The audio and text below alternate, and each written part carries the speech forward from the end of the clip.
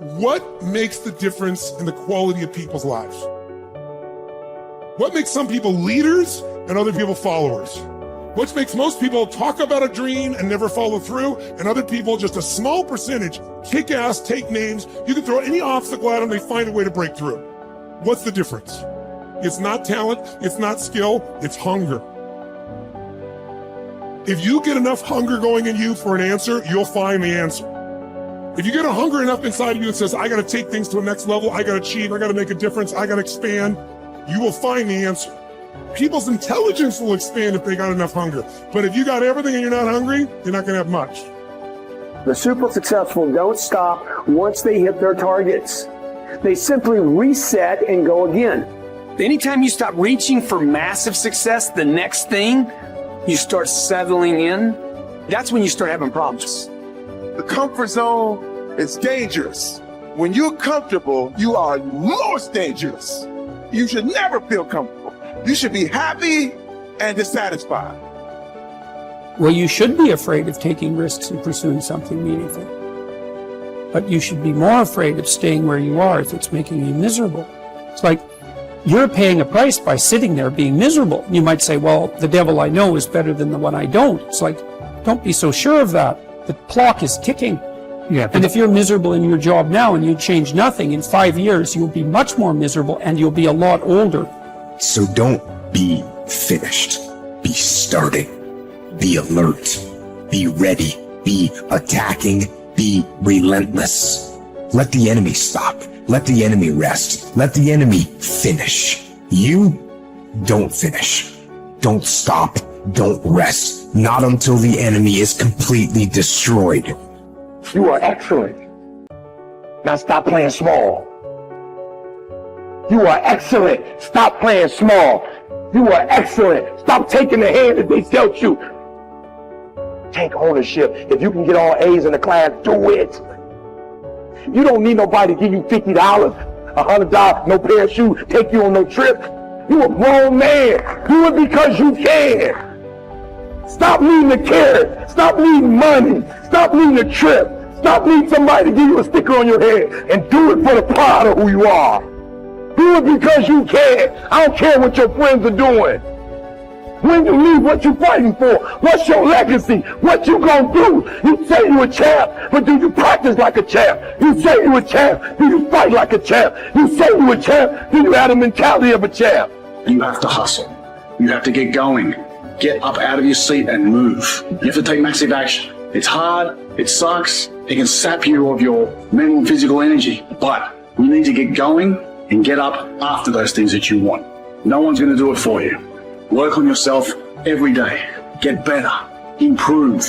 Learn. Extend yourself. Push yourself out of your comfort zone. Push the boundaries that you're accustomed to. That's the only way to grow as a person. If you look at all the successful people in the world, one common thread between all of them is that they've all hustled. They've all gotten to work, gotten busy. The gap between here and your ultimate life is action. That's the link. You have to hustle. You have to get out there and do what's required. What excuse do you have? What reason do you have not to? Turn this video off, get out there and get to work. One of the things you have to understand about life is everything changes and everything ends. And that kind of sounds heavy on the front end, but it's a truth. If everything changes and everything ends, number one, it should make you appreciate what you have right now. And then my view is what's next is always better. If I make it so, it's my job to make it so. And so I think, for me, I look at it and say, when you said genius is a young man's game, I think that's total bullshit. I think passion is the genesis of genius. If you've got enough passion, you're gonna find answers nobody else does. But most people run out of fuel, meaning they get tired, they get exhausted, they get burnt out, they get, the law of familiarity. They're around something so much they take it a little bit for granted. And I've managed to see something in myself that I found in every great leader that I've ever respected, and that is, I value intelligence immensely, but I know really smart people can't fight their way out of a paper bag pragmatically, right? I'm sure you do too. what I see as the one common denominator of people that are successful over a lifetime is the sustained hunger. Hunger is the number one factor. When I see somebody, I don't care what age they are, I don't care what their background is, if they're hungry to improve, to change, to make something happen. I mean, if you look at Richard Branson, he's as hungry today in his late 60s as he was at 16 years old in that crypt starting Virgin.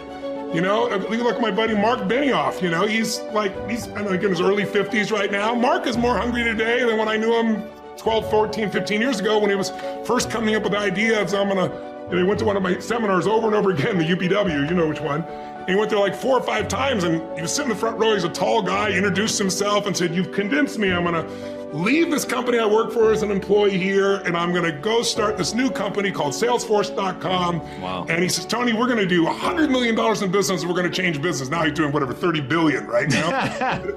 but it's because he hasn't lost the hunger.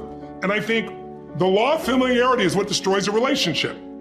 You get around somebody enough, you love them, but you don't have the same passion, same aliveness. And I'm just not willing to settle for a life without passion and aliveness. That's just like, there's so much to learn, there's so much to grow, there's so much to give, and I'm wired to grow and give. And I think anybody who gets wired to grow and give is gonna have a really fulfilling life. It doesn't matter what you choose to do, you're gonna be alive, because you're gonna make progress, and because you made progress, you have something to give. And we all, like, some people think they just wanna get, but you get, and it's pretty damn boring, and it doesn't really expand your sense of identity of who you are. But if you're constantly growing and then taking what you learn, you're so excited about it, you share with other people and their life gets better, whether that be software you make or dresses you design or, you know, something you do in the health space that really gets people to enjoy their food while they're eating well. If you have those passions and you keep growing, there's no limit. It doesn't matter what happens in the short term with a pandemic or with a drop in the economy or whatever the case may be. These are all temporary when you realize life is lived in decades, not in days. There are no right things to do in life. If you choose something and put everything that you have into it, it'll become a great thing. Is it the right thing? Is it the best thing? When you say, is it the right thing? What you're asking is it the best thing to do in life? There is no best thing to do in life. Anything that you take up, and if you put your heart and soul into it, it becomes a great thing. Is it the best thing? No. Then what is the best thing? There is no such thing. There's really no such thing. Why are you not passionate about everything in the existence? You're only passionate about one thing means what? You're constipated. That's what it means. So, see, idiots do things that they don't like to do, suffer for their whole life because they think it's needed, or they think it's their duty. Intelligent people do what they love to do. They enjoy their life to some extent. But a genius learns to do what is needed joyfully. That's when your genius flowers, because it's no more about you. Now there's a limitless way of looking at life. So every aspect of this rally, or many other things we have done, I don't even have to tell people that this must happen, this must happen, this must happen. A few things, yes. The rest of it, I just make it up in my mind. I know it must happen. And it will happen.